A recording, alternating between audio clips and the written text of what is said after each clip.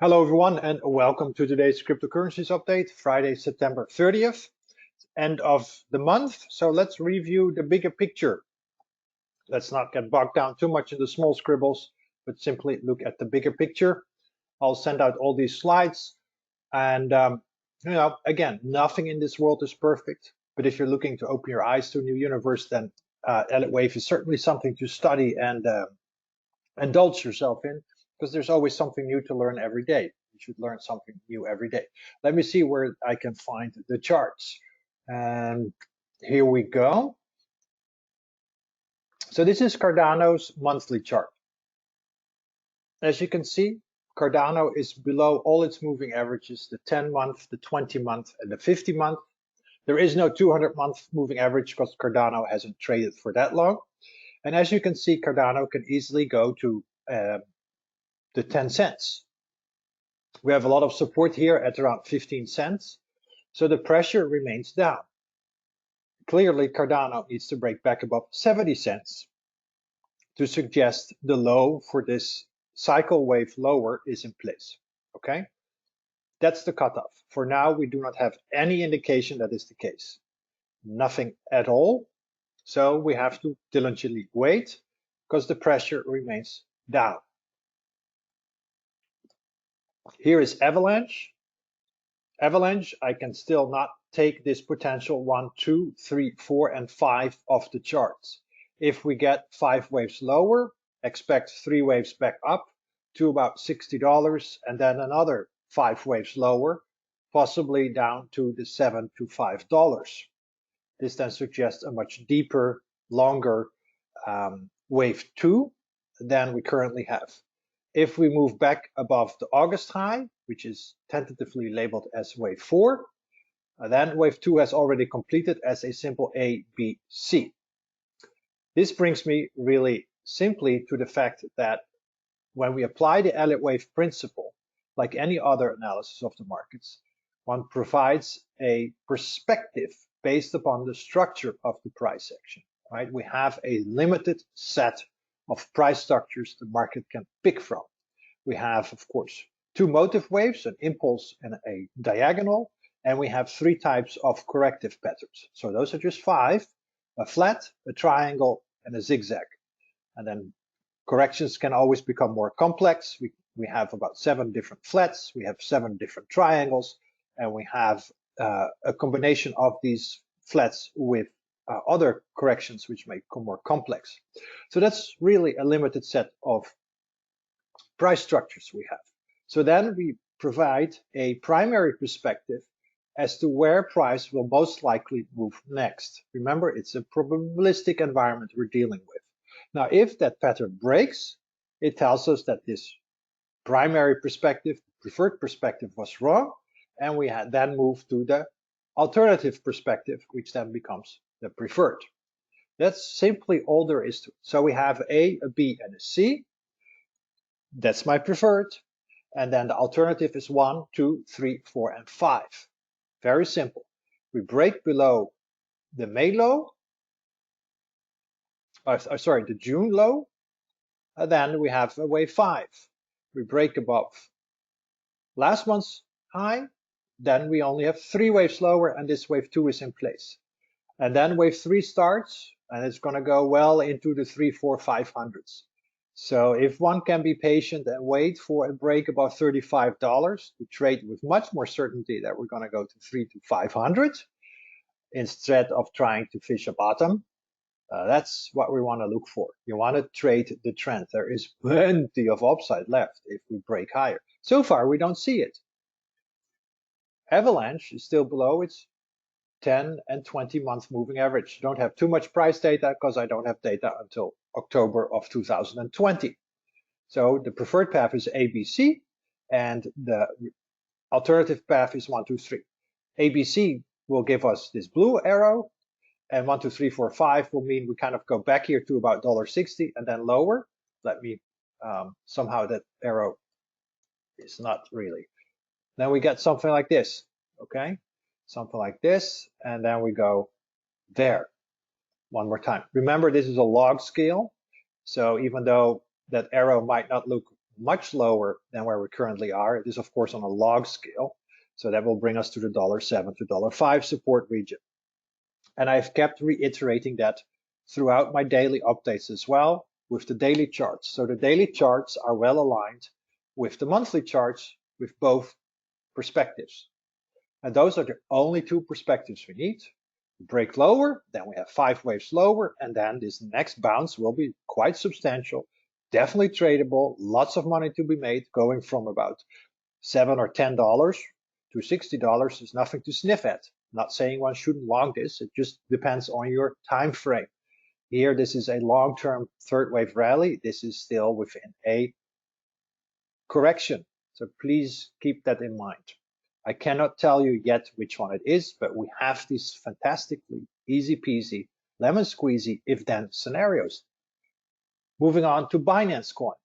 Binance Coin, as you can see, last month overlapped with the, I believe, early spring low, which was wave A. Now, in an impulse lower, as I've been tracking for potentially for Avalanche, we cannot have wave 4 overlap with wave 1. So this cannot be a impulse lower. So this really strongly starts to suggest that this wave 4 is in, unless we get an ABC lower, an ABC back up, and then a 5 waves lower to be determined. But it starts to suggest that we should see higher prices pretty soon. That's what this tells us. But we need to break above this pesky about 300, 305 level. That's critical resistance. We've not been able to break above it over the last 3 months. In August, we stalled at it. September, failed breakout. September is trying it again.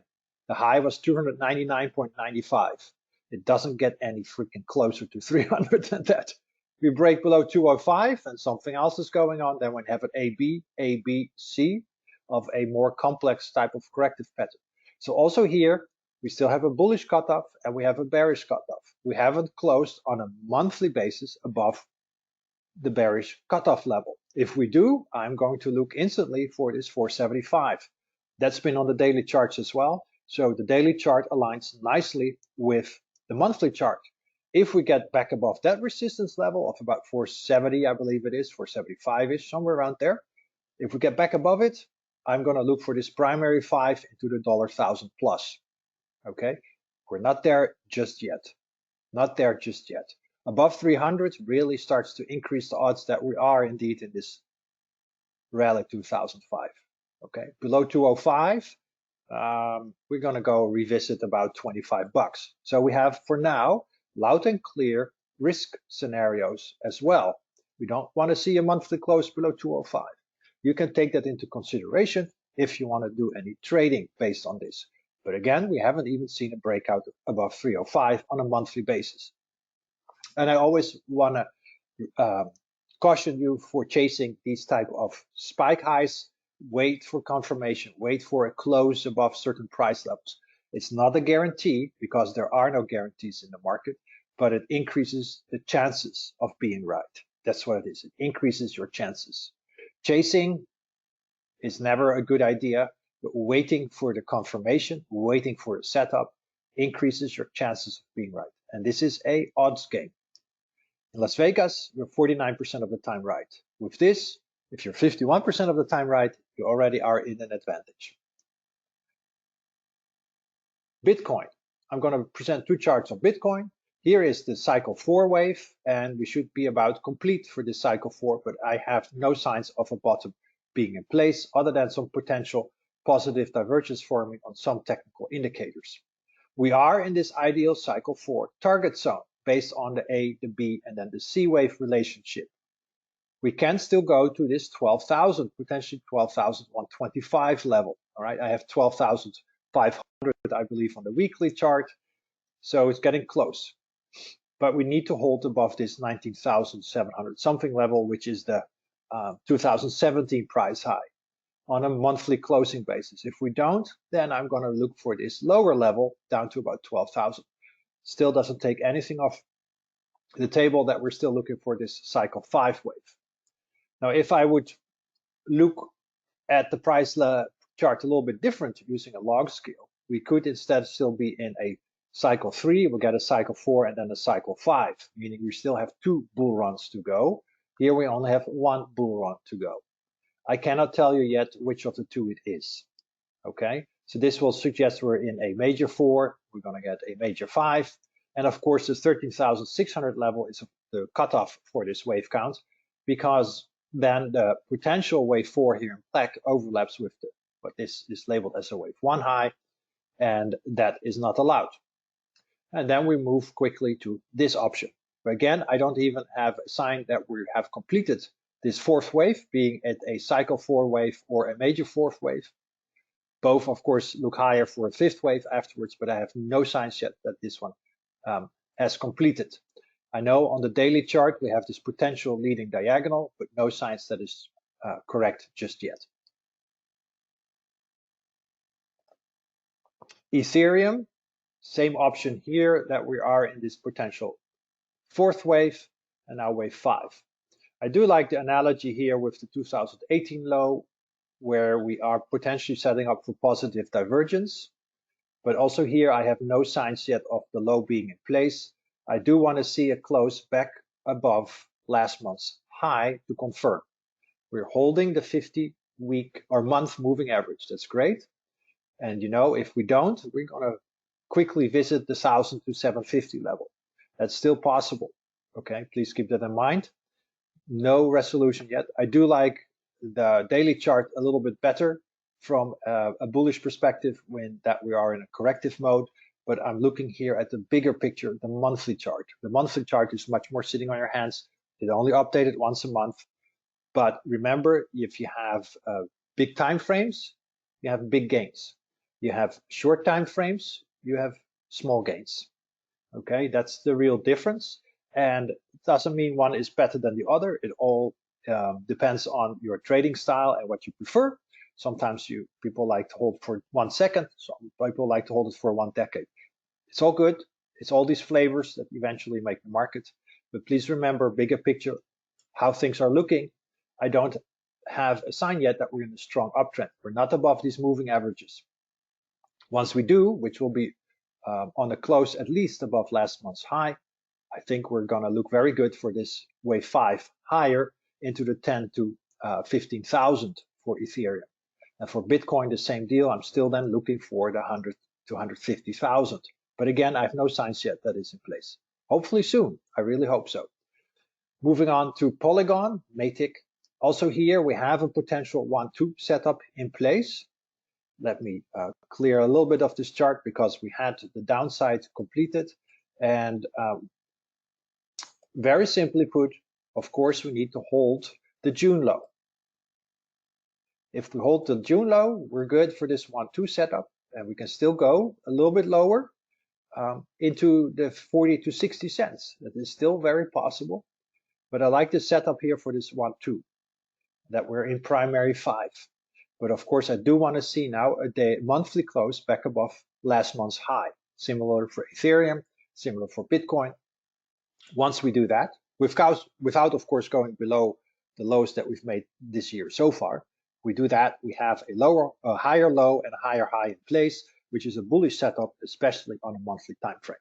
Okay, so again, I'm reasonably bullish on Polygon, but we need to hold these lows. That is the requirement. If we then get a monthly close above the previous highs, I'll be full on in the bull camp with, of course, always a reservation that the market might have a trick up its sleeve. That's why we have stops in place. Never ever is anything 100% certain, but then things start to look really good, that we have a very nice high odds setup for new all-time highs. Solana, I have no signs of a bottom in place either. This can still move a little bit lower for this primary C of cycle 2. Support clearly here is at around $20. We've gotten very close already, but we might need to try to test it, okay? We break back above the previous month's highs on a closing basis, not intra-month. I don't care much about these intra-month levels. Then we also here have a sequence of higher highs, higher lows, which is bullish. And then in my humble opinion, cycle 2 has completed. So we'll have to wait and see on this one as well. Remember, we have very little data. It's only been trading since July 2020, or at least that's what I have data for on this chart provider. So we need to see some more data points before we can have more technical indicators that will help us assess if the low is in place. But for now, $20 is still possible, aligns with what we're seeing on the daily charts as well. And this also shows you the very tight trading range Solana has been in. We're not even above the 10-month moving average, which is really, as you can see, a minimum requirement for a new bull market. We'll get there eventually. I still think this is a cycle 2, and then of course the cycle 3, 4, and 5 are yet to come. But it might take a lot longer for the cycle 2 to bottom. That can take many, many, many months. So no signs yet till we start to see a higher high on a monthly closing basis. That increases the odds that the low is in place. Okay, MARA, moving on to MARA. MARA starts to still looks good for this impulse higher, 1, 2, 3, 4, 5 on a monthly time frame since March 2020, and then the ABC lower. And if correct, then potentially wave 1 has completed on monthly time frame, which matches with what I saw on the see on the daily chart, which looks like an impulse higher, and that we're now correcting for this wave 2. Back above last month's high, as everything else, then we're in wave 3. Okay, very good. I like it. That would be wave 3 of 3, potentially only wave 3 of wave 1 of 3 to be determined. But for now, MARA is still correcting, and this matches again the daily charts that I've provided you quite frequently. RIOT, nothing has changed here either. Still looks good here for this wave 2 low, and we'll have to see if we can get a breakout above last month's high. That then also will set us up for another leg higher, and I'm at least going to look here for the $20s. So just wanted to make you aware of where things potentially are for RIOT. Now let me, so I don't know why this is still on the chart. This is incorrect. So this would be 1. There's 1, and then we, of course, we have 3, 4, and 5. Thank you, stock charts, for sometimes not updating what I want to have updated. The low was, of course, in 2020. So primary 1, primary 2. We can call it major 1, micro 1, whatever you want to call it, but this looks like an impulse. This still looks corrective, A, B, and we potentially need another low, but I don't think so. And then we're off to the races. Again, above last month's high on a monthly closing basis, really properly improve the price chart. And that's all I have for this week and this month. I hope you appreciate the bigger picture. Sometimes it's good to zoom out to have an idea of where we are in the bigger picture, what is required to further establish and firm up the charts based on a monthly pricing basis. So let's see what we're going to get on October 31st. It would be very interesting. But I think seasonality-wise, the stock markets are moving towards a seasonality stronger season after, I would say, October. That will probably align very nicely with the cryptocurrencies as well. And then hopefully we'll get a little more constructive price action than what we've seen over the last few days to few weeks on several of these where things are just going sideways, boring snoring. Anyway, if you have any questions, please email me. I'm here to help you. Take care, trade safe, and I'll see you all next week.